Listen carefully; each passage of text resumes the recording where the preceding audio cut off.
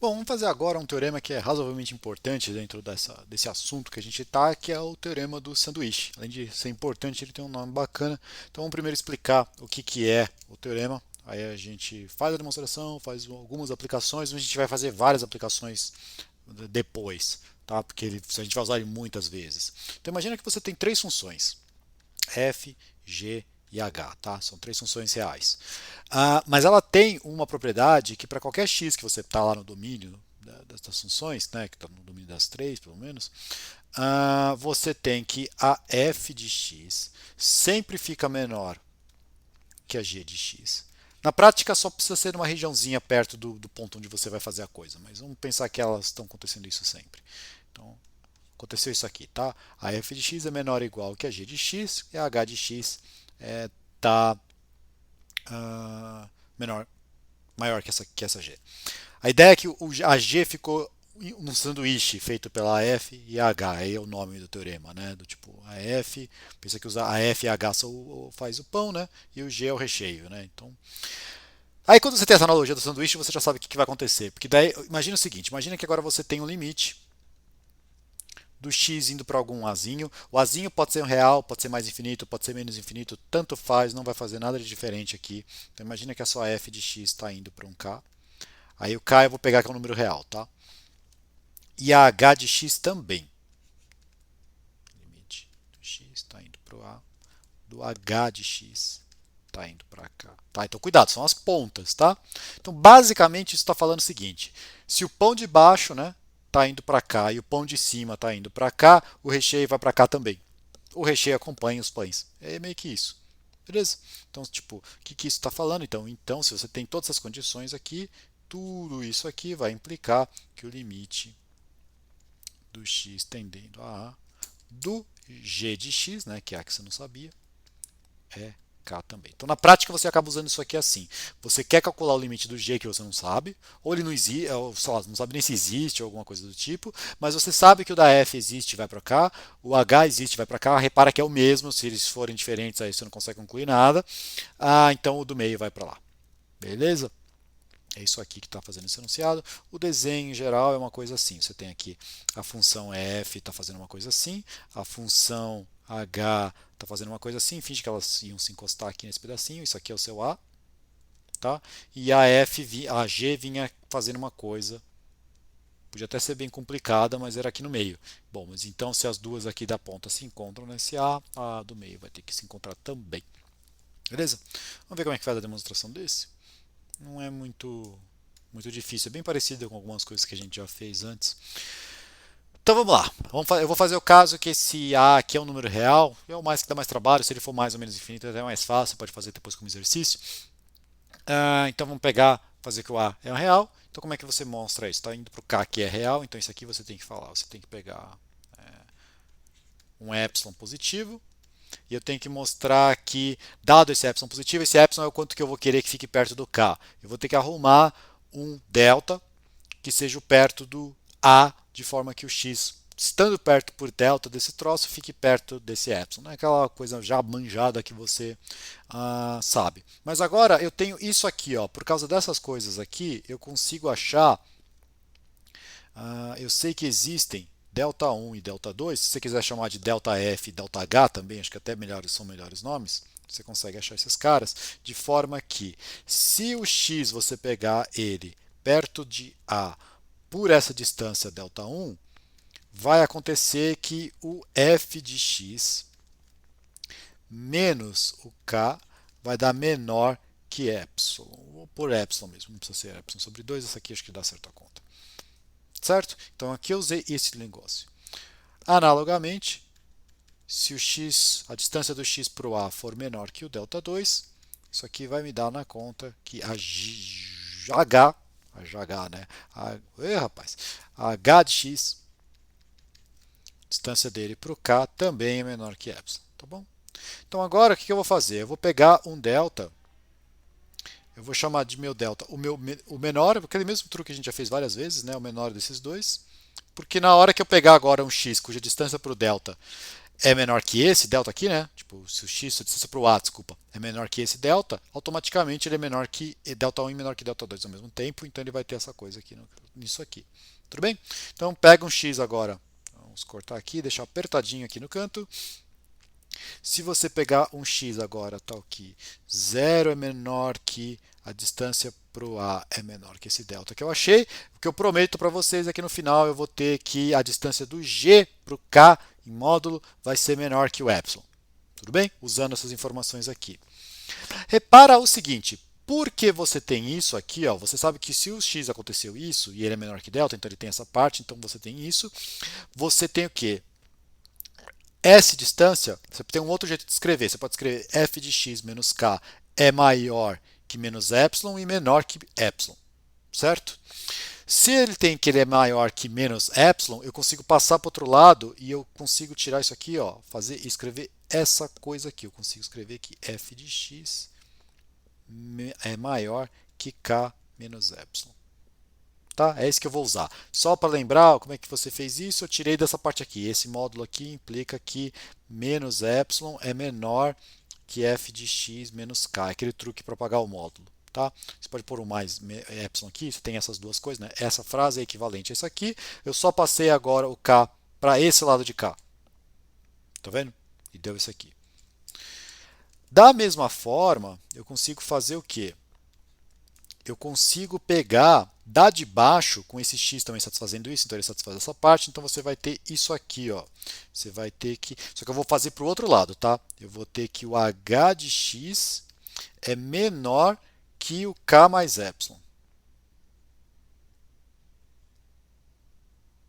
Tá? Vou passar o k agora para esse lado aqui, quando você apaga, você vai ter essa aqui. Certinho? Bom, mas então o que a gente tem? Se a gente juntar todas essas informações agora, porque eu sei que o F, ó, o G tem essa comparação com a F e ela tem essa comparação com a H. Então, se eu começar assim, ó, eu vou ter K menos epsilon, está aqui, isso é menor que F de x, que é menor ou igual que G de x, porque está escrito lá em cima, que é menor ou igual que H de x, que por sua vez é menor que isso aqui, K mais epsilon. Agora separa, respira e vê o que aconteceu. Eu tenho que K menos epsilon é menor que G de x, que é menor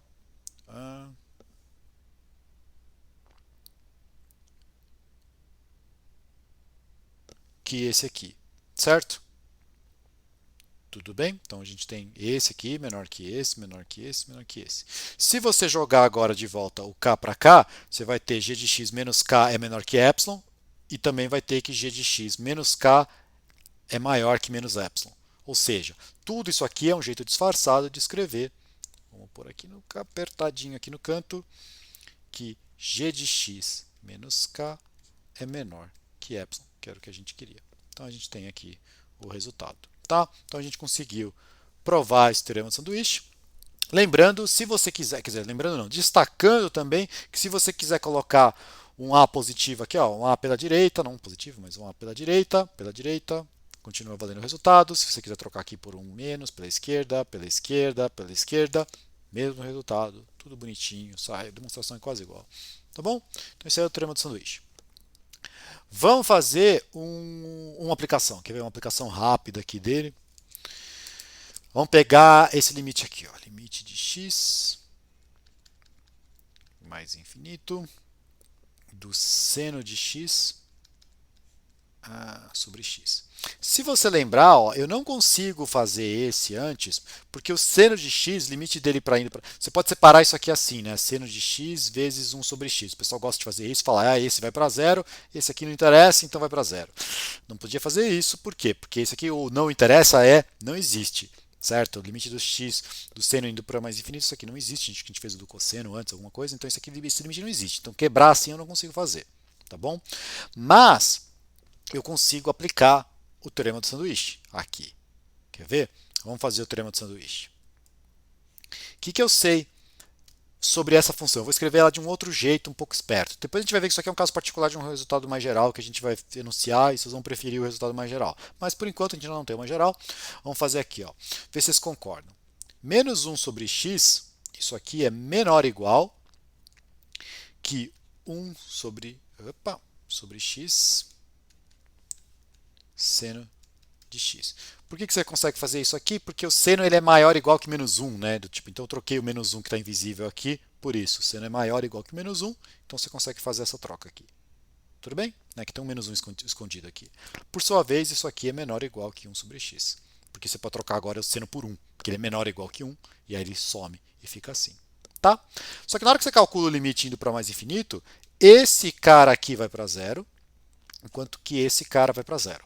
Então, teorema de sanduíche. Os dois, o pão de cima e o pão de baixo estão indo para zero, o recheio tem que ir para zero. Certo? Então, conclusão, esse cara vai para zero, que é esse aqui que a gente tem aqui em cima. Então, esse limite de fato vai para zero. Parecia que a gente não ia conseguir fazer e vai para zero. Se você faz um desenho desse aqui, ele fica até mais claro. Eu vou fazer um desenho bem horrível. Tá? A gente finge que é de propósito. Então, o que, que tem? Você tem...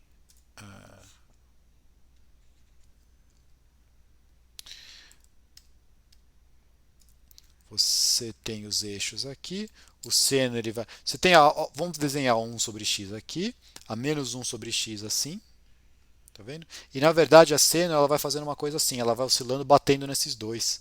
E, tipo, então a tendência para lá é ir para zero, tá bom? Vou fazer mais um exemplo que é bem parecido com esse aqui, na verdade. Vamos pegar assim, ó. Eu vou pegar uma função, vou definir uma função nova, acho que a gente já falou dela em algum momento. Ela vale 1 se x pertence aos racionais, se x pertence aos racionais, e 0 caso contrário. Tá? Então essa é uma função que ela tem um gráfico bem ruinzinho, que é o que? Ela tem ela tem um pontilhadinho aqui em cima, e onde não tem pontinho, tem em cima tem pontinho embaixo. Então, essa função, se você vai tentar calcular o limite em qualquer ponto, ele não existe. Não sei se já tentaram fazer esse exercício, mas essa função, o limite dela não existe em lugar nenhum, porque tem perto de qualquer número que você pega, tem números racionais e irracionais. Então, perto de qualquer número que você pega, essa função vale 1 e vale 0. Então, ela fica alternando, então não tem como você falar que esse troço vai para algum lugar. Tá bom? Então, essa função, o limite dela não existe para nenhum ponto. Tá? Mas, se eu tentar calcular o limite dela, do x tentando para zero. Vou fazer só para a direita porque fica um pouquinho mais fácil a conta. De x f de x, esse limite vai para zero. De novo, eu tenho que esse aqui vai para zero, só que esse não existe, então não poderia fazer o que a gente tinha antes, mas eu vou conseguir concluir que mesmo assim esse negócio vai para zero por um uso esperto do teorema do sanduíche, que vai ser o quê? Mesma coisa que a gente fez antes. Ó. Se você olhar, você tem que, para números positivos, o zero é menor ou igual que xf de x, certo? Porque esse número é positivo, ele é 0 ou 1, e esse número também é positivo, porque eu estou pegando só para x positivo, tá? X maior que 0. Mas por sua vez, isso aqui é menor ou igual que x, né? Porque ou isso aqui vai dar 0, e aí então é menor, tipo, ou isso aqui vai dar 1, então dá igual.